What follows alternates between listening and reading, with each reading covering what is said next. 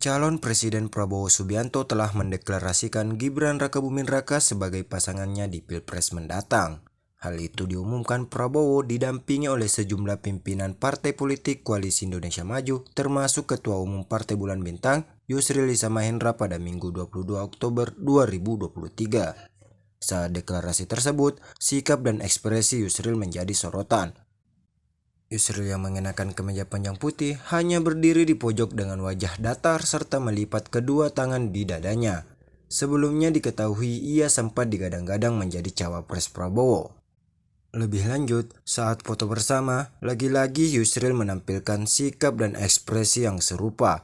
Pasalnya, sejumlah tokoh seperti Ketua Umum Golkar Airlangga Hartarto, Ketua Umum PAN Zulkifli Hasan, Ketua Umum Gelora Anies Mata, Ketua Umum Demokrat AHY, hingga Prabowo saling bergandengan tangan. Namun ia tetap berwajah datar dengan melipat kedua tangan di dadanya.